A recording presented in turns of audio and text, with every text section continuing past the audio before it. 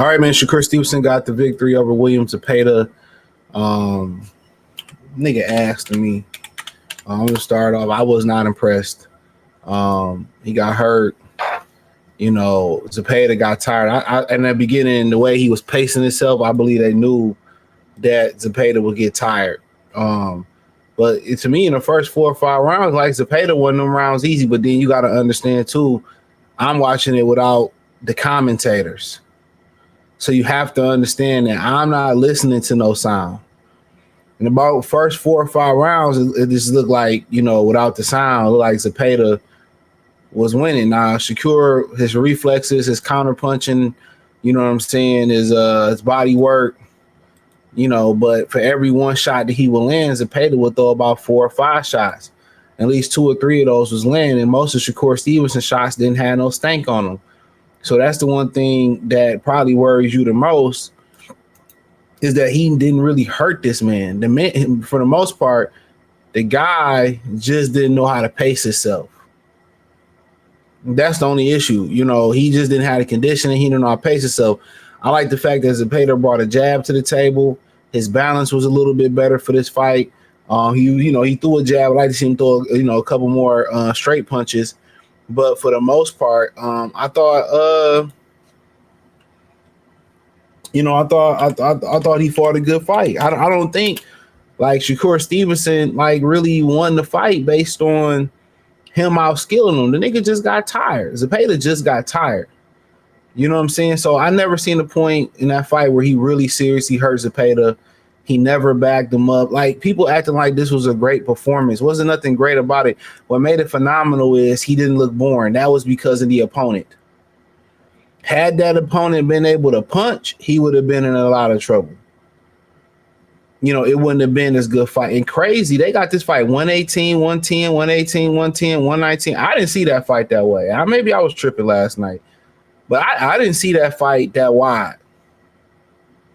I felt like the first 4 or 5 rounds, Zepeda dominated, and I don't know, man.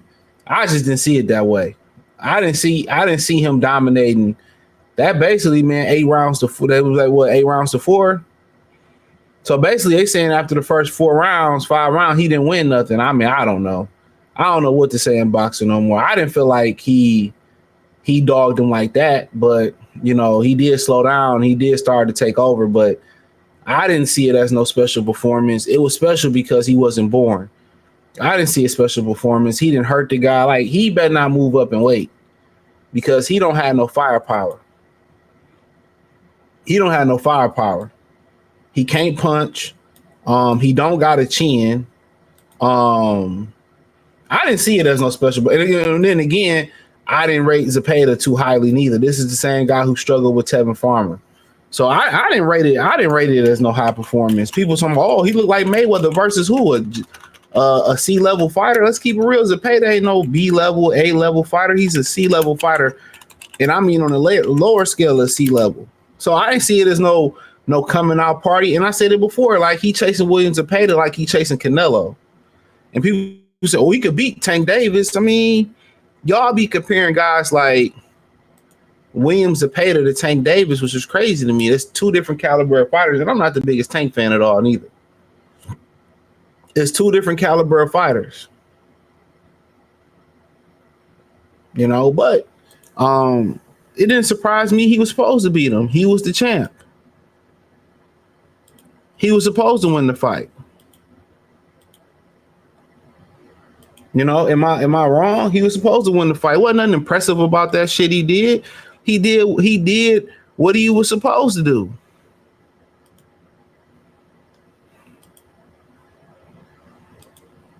He did what he's supposed to do. Like, for the most part, in the first 4 or 5 rounds of that fight, I feel like he got outworked. But then again, the commentators, they play a huge part into it.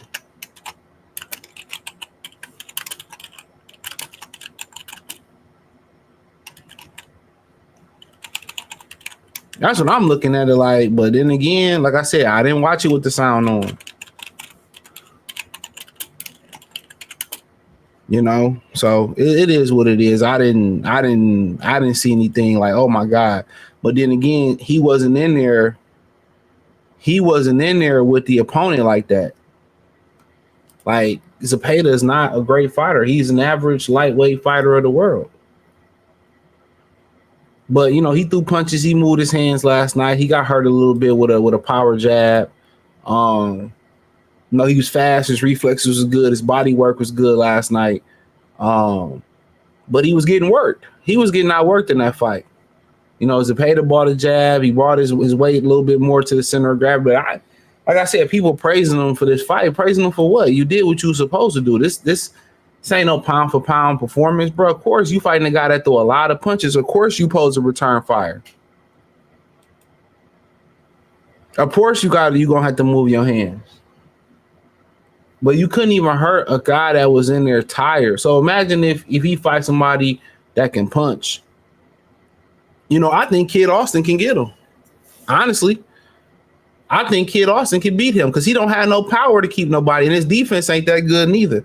He don't possess the power to outside of this weight class. He don't possess the power to go up to 140. He don't possess the power to go up to 147. You know, his defense ain't all that neither. He was getting tagged last night, so I don't see how good this nigga really is. I don't really see it, bro. I'm gonna keep it real. I don't see it, and I'm just keeping it to me. I don't see what niggas say he's special. His defense, his reflex, he can't keep motherfuckers off of him. Even last night, he had a fatigued, inexperienced fighter who did clean up a lot of his fundamental techniques last night. I will give him that, but he couldn't keep him off of him. He at no point he can keep him on. Yeah, he kept it in the center of the ring and he did some things, man. It was the fatigue that got Zepeda. If Zepeda knew how to pace himself and pick his shots a little bit better, he might be a better fighter. But in my opinion, this wasn't no performance like, oh, they always want to promote. This is like when Floyd beat Diego Corrales. This is nothing like that. This is nothing like that. Zepeda ain't on Corrales level. And if he landed all those punches, why didn't he hurt this guy? He can't put nobody down. He can't. Look, one thing about Floyd, you had to respect the power. That's one thing about Floyd you had to do. You had to. He was throwing. Shakur was throwing. By his accounts, he was punching through the target last night, and he didn't make a dent in this guy. He was never. If this guy was in trouble of getting knocked out, it was going to be based off the fact that he was fatigued. How is he gonna really keep? How is he really gonna keep the killers off of him? He can't. He can't move up too much farther than this. Matias will fuck him raw with no fucking Trojan man on. He couldn't beat Puello. Like honestly, dog, he lightweight is his limit. Unless he gets some more strength or something like that.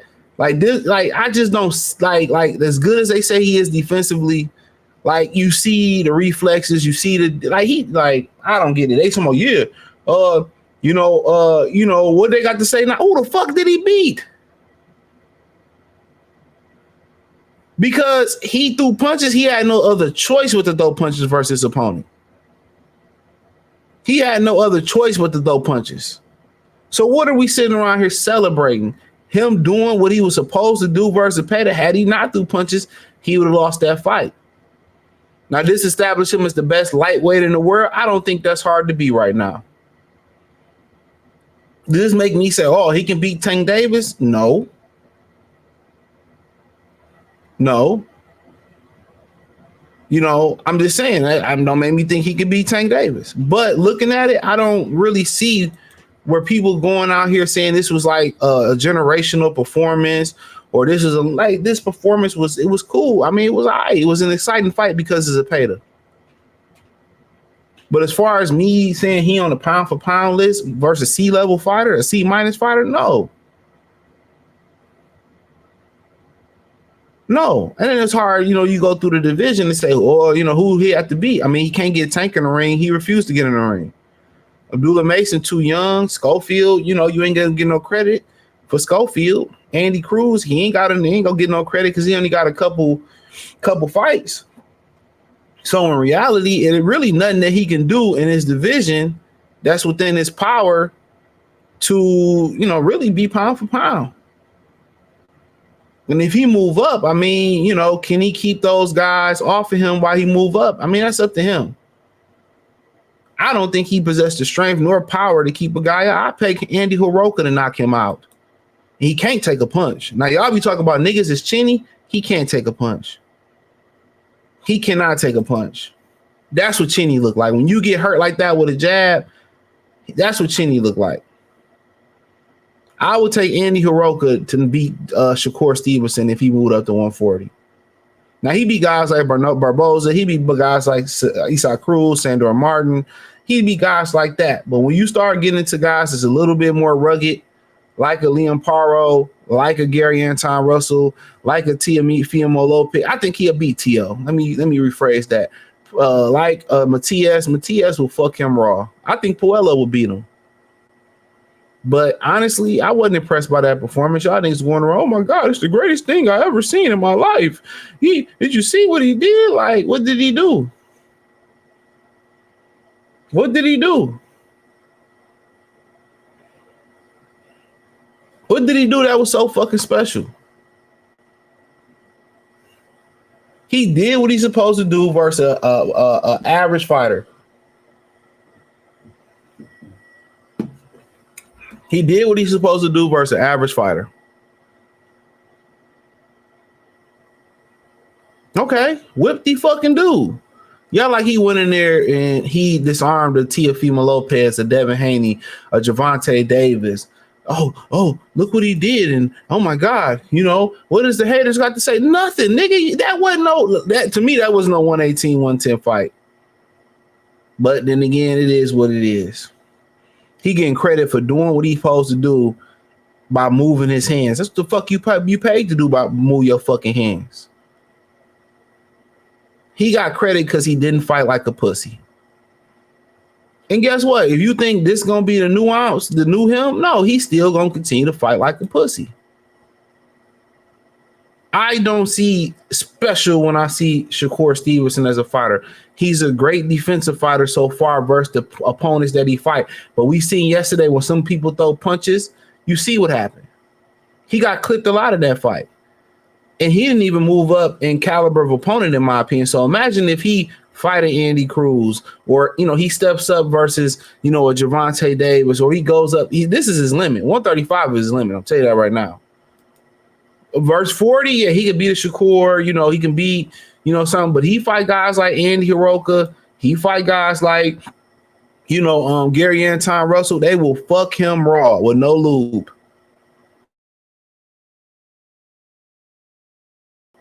I'm saying that right now. Yeah, he could beat Jermaine.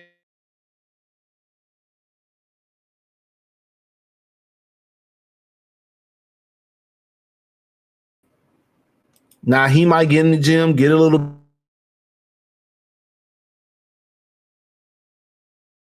that good of a fighter, in my opinion, to move up in weight classes and dominate. You see, it's different when he was at 30, 26. He was more powerful, but he still couldn't take a punch. When he fought the cop, he went into safe mode and started, you know what I'm saying? That's how you knew Zepeda couldn't punch, because he never really went into safe mode. When he fought the cop in Nibia, he stopped punching and started running. When he fought Edwin De Los Santos, he started running. So what you going to start thinking when he start going up to 40, 47? He best believes they're at 35. And I ain't gonna lie, I like Schofield chances at beating him. I ain't saying he'll beat him, but if Schofield get a little bit more seasoning on his motherfucking lemon pepper wings, I think Schofield can beat Shakur Stevenson, dog. I think that athleticism, that speed, that ferocity, that's how you beat him. I think, and they call me crazy. I know niggas are like, oh, nigga, you hating because you don't like him? Yeah, I don't like the bitch, nigga, but I can call a spade a spade. I think Schofield with a little bit more seasoning, I think they can beat him. I think they can knock out Shakur. Shakur ain't got no chin. I tell you that right now. He don't have no chin, and he not strong. I think the Schofields can get him, dude. Y'all get a couple more fights, I think y'all can get him. But that's just my opinion. And I don't really care for them neither. But thumbs up the video, share the video, subscribe to the channel. Next subscribe button is the bell icon button. Hit all notifications, increase your chance. Get notifications. We go live and drop video. Hit the link in the description. Follow me on X, Instagram, Spotify, Anchor, Cash App, Venmo, PayPal, Amazon, Kick, Twitch, the whole nine. Appreciate the love and support.